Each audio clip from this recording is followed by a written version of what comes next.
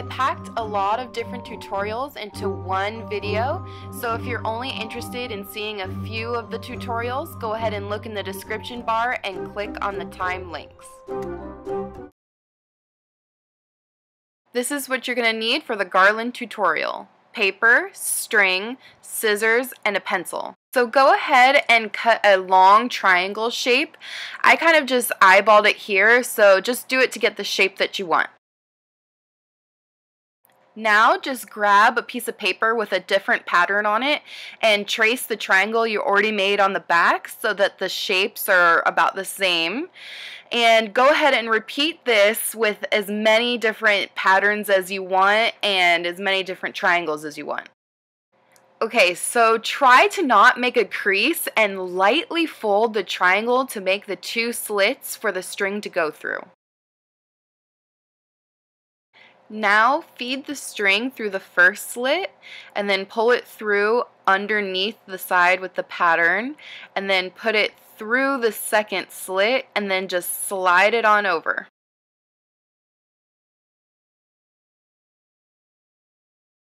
Just repeat these steps going through the pattern that you've made, and then you're going to have a nice garland. Alright, so here is the finished garland ready to hang up. These are the supplies needed for the lantern jars. Jars, paints, brushes, and this is optional but twine. So get a clean mason jar with no dirt or dust on it and paint your first coat. Make it just a thin coat all over the mason jar.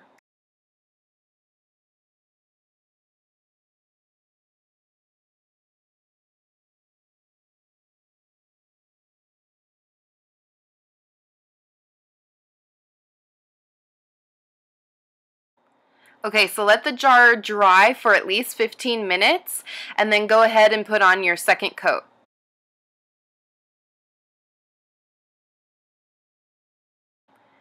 Okay, so if you're a painting challenge, you can go ahead and just end it here and put on a little bit of twine and go ahead and stick your candle in there, because it's kind of hard to draw a jack-o'-lantern and it still looks nice. It's a nice pop of color.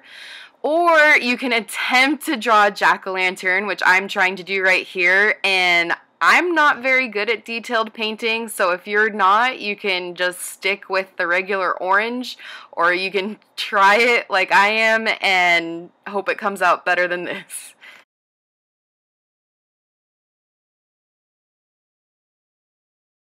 For the ghost lantern, you're pretty much going to do the same thing except with white, so go ahead and do a thin first coat and then let that dry and then do a second coat all over.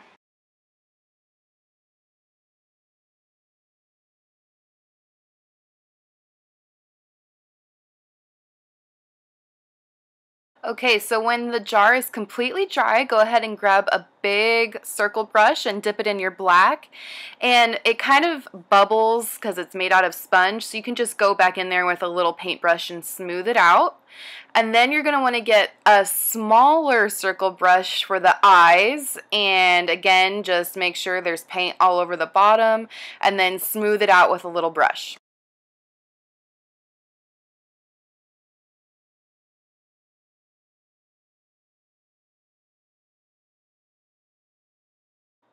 And this is optional, but you can go ahead and tie a little twine around it and tie it into a little bow, because it kind of makes it look a little country chic. This is what it looks like when you put a candle in it at nighttime. For the next few crafts, we're mainly going to be using black chalkboard paint and a paintbrush. The reasons are because, one, chalkboard paint is a great matte paint that can be used on many different surfaces, and two, it saves you money because you don't have to be going out buying a bunch of different paints. One side note though, don't get the Craftsmart brand chalkboard paint. It doesn't work very well. This is what you need to make a wooden chalkboard: a slab of wood, chalkboard paint, and a brush. So go ahead and put some chalkboard paint on the wood. I put a little bit too much here, but the hard thing about wood is it's so porous. It really soaks up the paint, so you are going to need to put quite a lot on, especially for your first layer.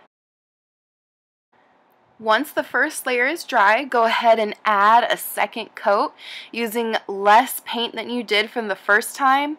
And I would even add a third coat after this one is dried if you have enough paint, just because the wood does soak up a lot of it and you want your chalkboard to last for a while. Before you can use your chalkboard, you have to treat the entire thing with chalk. So just rub chalk all over it, wipe it off, and then it's ready to use. This is what you'll need to create the chalkboard pumpkin. Chalkboard paint, a brush, tape, and a pumpkin. Start by taping a rectangle onto the pumpkin. I just kind of eyeballed it, but you can measure it out if you want it to be really precise. All you have to do is really make sure that the edges of the tape are really tightly down on the pumpkin so that no paint gets through. Then go ahead and paint the first layer onto your pumpkin while trying to make sure that you don't get any paint underneath the tape, because then it's going to kind of look sloppy. Wait about 15 to 20 minutes for that first layer to dry, and then go ahead and put your second layer on, again trying to make sure that you get no paint underneath the tape. Then make sure that it is completely dry before carefully peeling off all the tape. Before you can use it as a chalkboard, you have to treat the area with chalk. So just rub chalk all over it and then wipe it off and it's ready to use.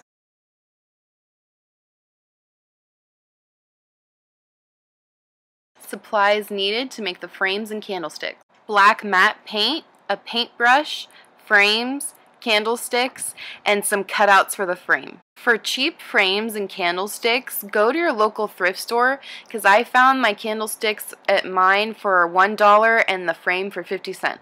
To begin, put a thin coat all over the frame, making sure to get into all the little nooks and crannies.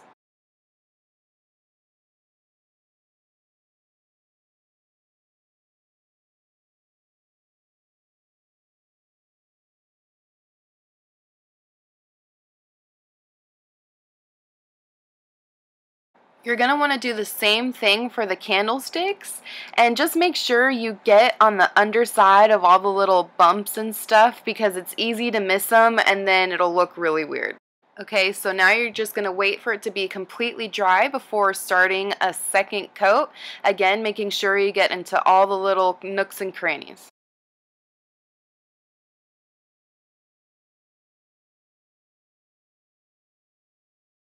Go ahead and cut out your printable now, and this is totally optional, but you can glue it onto some cardstock so it's not so flimsy, and it also adds some color. These are some other frames I did. I didn't create any of these graphics. I found some free Halloween printables on some blogs, so I'll link them down below in case you want to use them. Here are the finished candlesticks with some candles burning in them. The potion jars, what you're going to need is some black matte paint, a paintbrush, some jars. I got this wine bottle from my house and the jar I got at my local craft store. And then you're also just going to need some labels. To begin, just add a thin layer of black paint all over the surface of the bottles.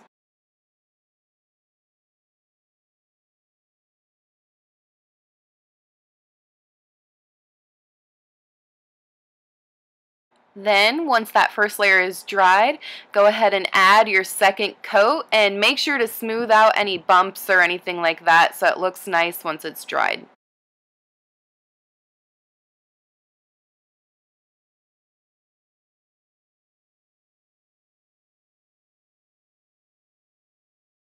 Next, you can go ahead and start making your labels, and I don't really have the best handwriting, but if you don't, sometimes it's that makes it look authentic. So here are the finished products, and in the wine bottle I decided to put some dark flowers because I thought that would look nice. So here are some other potion bottles I made. I tried to choose a variety of different shapes so it would look like visually interesting. So that's it. I hope you enjoyed these tutorials and have a fun Halloween.